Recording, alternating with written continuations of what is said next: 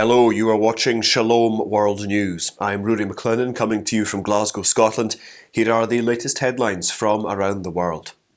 As President Volodymyr Zelensky of Ukraine is in the United States, about 1,000 religious leaders, including some Catholics, are urging a Christmas truce in Ukraine. The petition requests the Biden administration to advocate for a negotiated settlement to put an end to the violence. It is led by the Fellowship of Reconciliation USA, the National Council of Elders, Code Pink, and the Peace in Ukraine Coalition. On Wednesday, Mr. Zelensky spoke during a joint press conference with US President Joe Biden on the 300th day since Russia's invasion of Ukraine. The Vatican is ready to do everything possible to mediate and put an end to the violence. Since the start of Russia's invasion of Ukraine, Pope Francis has been a vocal proponent of peace in the country.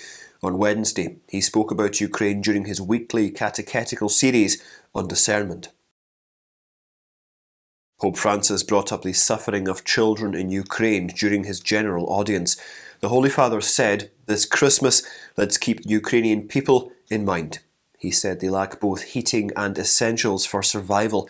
The Pope encouraged everyone to offer their prayers for the children of Ukraine who are enduring the bitter cold and the lack of basic necessities. Following the general audience, the mother and son of a Ukrainian prisoner of war spent some time with the Pope in the Paul VI Hall.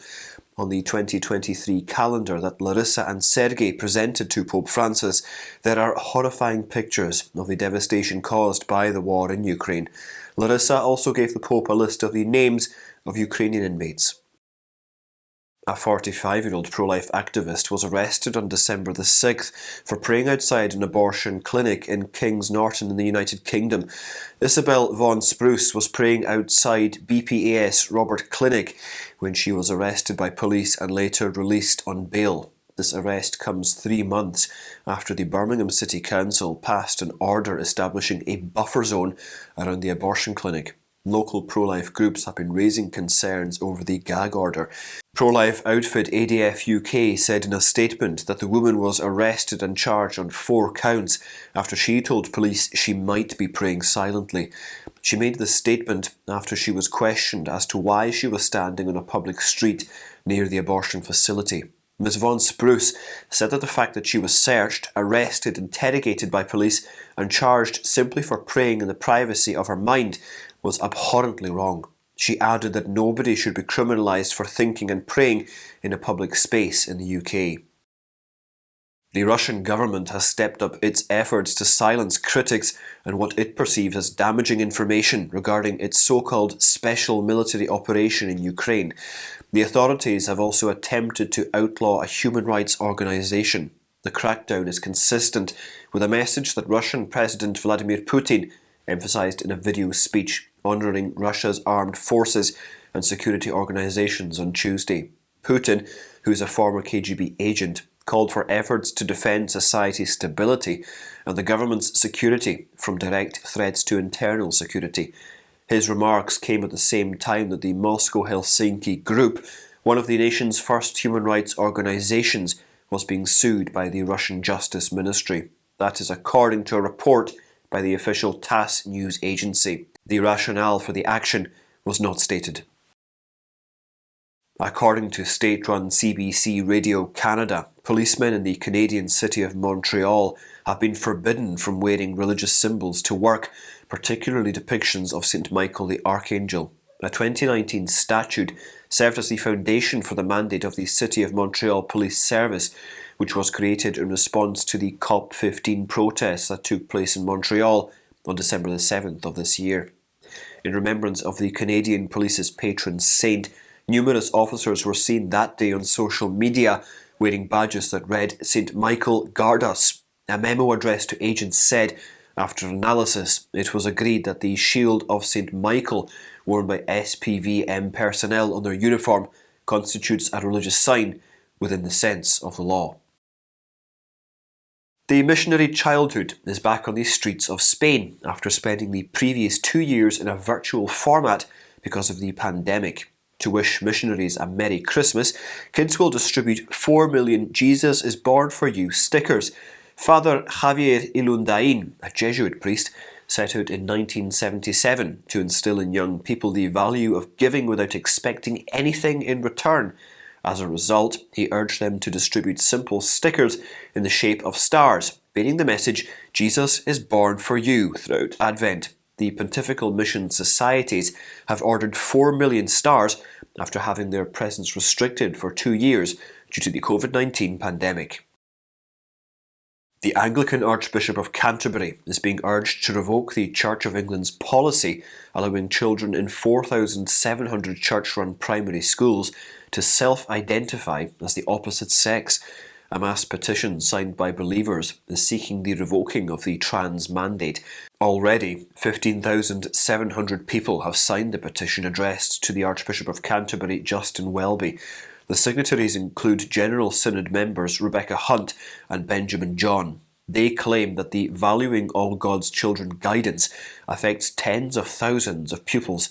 They have alleged that the policies can have catastrophic outcomes for children who are gender confused. The UK-based advocacy group Christian Concern contends that the school guidance has also been repeatedly misused by authorities and groups. The Church of England defended the guidance only last month. The guidance was first published in 2014, rewritten in 2017, and updated again in 2019.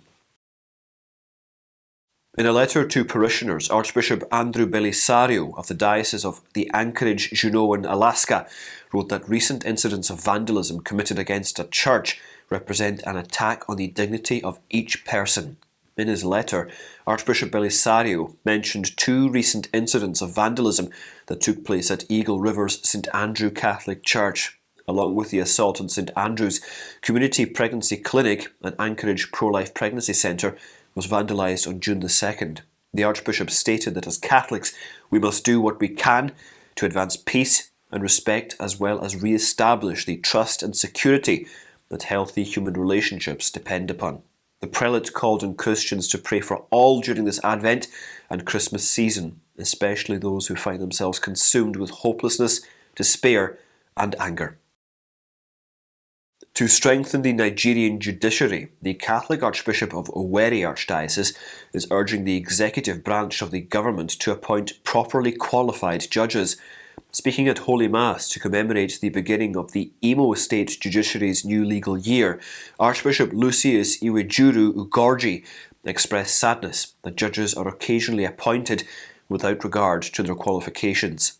In a December the 19th report by the Nigeria Catholic Network, Archbishop Ugorji was quoted as saying, "For the judiciary to be independent and strong, the appointment of judges by the executive arm of government must always be based on the qualification, competence, integrity and ability of candidates." Caritas Europa has cautioned that the present cost of living crisis in Europe has serious repercussions for those who are already at risk, particularly single parents, retirees, children and refugees. The crisis is aggravated by skyrocketing inflation and energy expenses.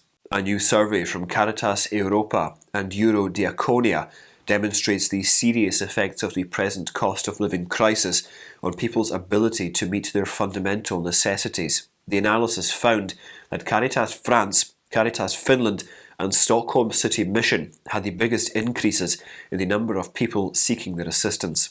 According to the research, half of the additional 40% of beneficiaries in Switzerland are those who have fled the conflict in Ukraine.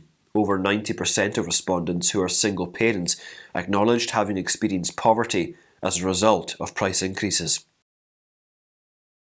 The government of Peru has dismissed Mexico's ambassador as part of the ongoing political crisis in the country. This came after Mexico granted shelter to the family of former President Pedro Castillo Terrones, who was impeached. After receiving the news of the former president's family being granted asylum in Mexico, the Peruvian government told Mexican ambassador Pablo Monroy that he had 72 hours to leave the nation. The government of Peru maintains that the remarks made by the President of Mexico, Andrés Manuel López Obrador, were meddling with the internal affairs of the country.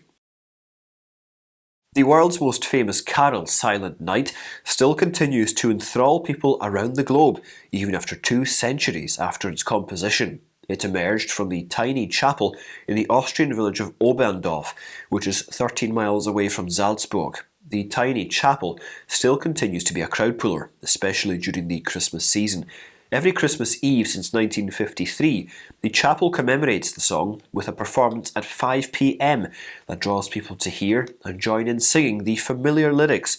The Silent Night Chapel stands near the Silent Night Museum in Silent Night District. There is also a gift shop with unique Christmas ornaments, books and picture postcards. Translated into more than 300 languages, Silent Night was added to UNESCO's World Heritage List in 2011. And those are your latest headlines. Do join us again tomorrow for more, and do remember, you can always visit swnews.org for more updates. Shalom.